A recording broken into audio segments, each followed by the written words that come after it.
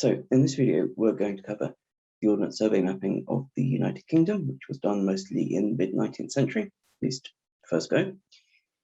So it's not just interesting as a record of what was there at the time the survey was made, though it is that, and that is an interesting thing.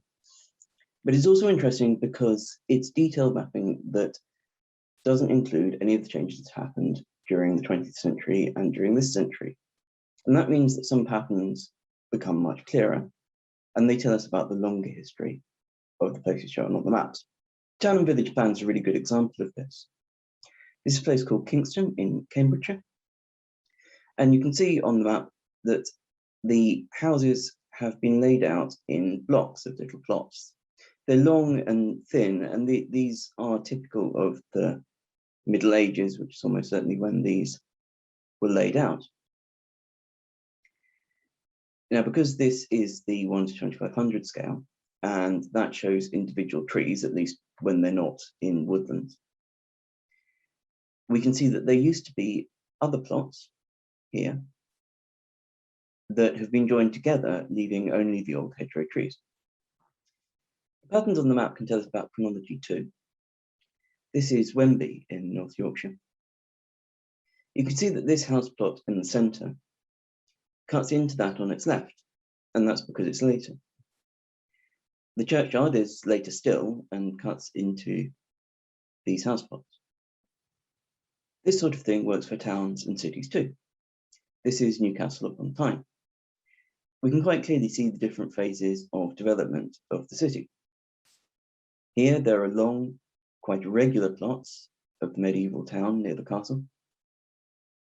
Over here, the wide streets of Georgian replanning, and also the Victorian and Edwardian terraces, which are very regular. We could do the same sort of thing with field patterns too. This is Commondale in the North Yorkshire moors.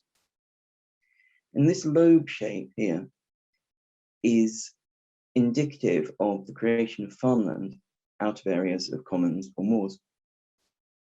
And we can see also where more land has been cleared even later as farming expanded. Just as in Newcastle, we can see different phases of field boundary creation. This is Long Horsley in Northumberland. The fields on the right are long and thin and quite irregular. The fields on the left are rectangular with straight boundaries, and the roads are straight too. These represent two different phases of boundary making.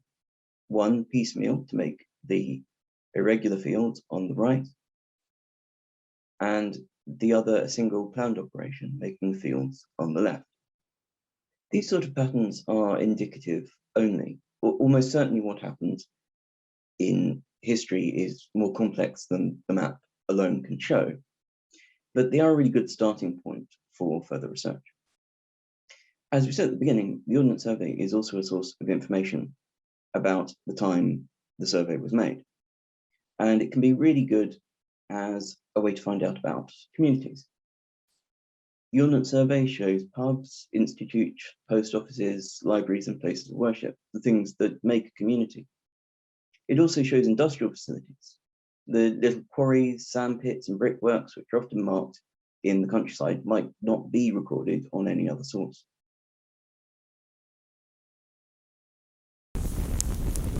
The Ordnance Survey is military in origin. After the Jacobite Rebellion of 1745, various people, especially a man called William Roy, began to think about mapping the entire country for military purposes. The Ordnance Survey was founded in 1791 by the Board of Ordnance, and in 1795 began mapping at a scale of 1 inch to the mile.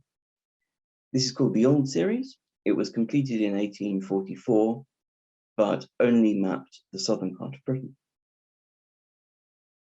In 1840, the Ordnance Survey began mapping at 6 inches to the mile. That's 1 to 10,560. And these maps became known as the County Series. In 1854, they began surveys at scale of 1 to 2,500 of cultivated rural areas, and these are also considered part of the County Series. They're really detailed, and that can be very useful for the types of analysis that we've been looking at. In 1855, they began making 1 to 500 scale plans of towns with populations of more than about 4,000. Now, there were other scales, but these are the ones you're most likely to come across, so they're the most important ones to understand. It took quite a lot of time to survey the whole country, and so because they published the maps as they went along, the date of each edition or revision depends upon the place that you're looking at. Different areas were published at different times. Early editions of the Ordnance Survey are quite easy to get hold of. Crown copyright, which historically applied to Ordnance Survey maps, expires 50 years after the date of publication, and so quite a lot of the maps are available for free online. British History Online has a full set of the first edition of the 6-inch county series. The scans are quite low quality, but they're okay for most purposes. The interface only lets you see one sheet at a time, which is a bit difficult if the place you're interested in is on the edge of a sheet. And it won't let you download or print maps, which is a pain if you want to annotate them, if you want to manipulate them in GIS software, or if you want to join adjacent sheets because you're interested in a place on the edge of a sheet. The National Library of Scotland has a very good website. It has some later revisions, as well as the first edition, and has some 2500 scale and some of the town plans as well. It's got a much better interface. You can view the maps as a seamless layer, which solves the problem of places on the edge of sheets. And it has much higher quality scans. Small parts of the maps can be downloaded, and high resolution images and hard copies can be purchased too. Original hard copies of the maps are also easy to track down. County record offices, which are run by each local authority, usually have sets for their own county. Typically, they do not have full sets of all editions, though. Whether a record office will allow you to photograph the maps or whether they will make copies for you varies greatly between different record offices.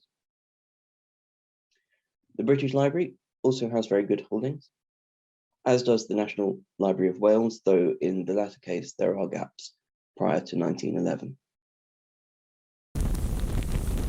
So on the whole, the Ordnance Survey is pretty straightforward to use. It was always intended to be generally useful to lots of different people for lots of different purposes. But there are some considerations you need to think of. Firstly, it doesn't map everything. It doesn't map temporary structures. It's really detailed, so it's easy to imagine that it is mapping everything that was there when the survey was made. But that's not the case. So it doesn't, for instance, map temporary huts. And that can be a problem if you're looking at a landscape that changed a lot, like an industrial landscape. It also doesn't map property boundaries, unless they're marked with a physical object, something like a hedge or a fence. Now, in some areas, most boundaries will have a physical barrier on them, so they will get mapped. But there will be places, for instance, places with common field systems, where some field property boundaries are not marked with any physical structure. Finally, it took quite a long time to produce the published maps after the surveys were made. And that means that the publication date, which is the one printed on the map, can be sometime after the survey was made. So you can only really consider the dates an approximation for the features shown on the map. So that's the starting point for using the Ordnance Survey. Obviously, there's a lot more you can do with it with little imagination. And there's some more detailed information that can be found in the publications listed on the screen.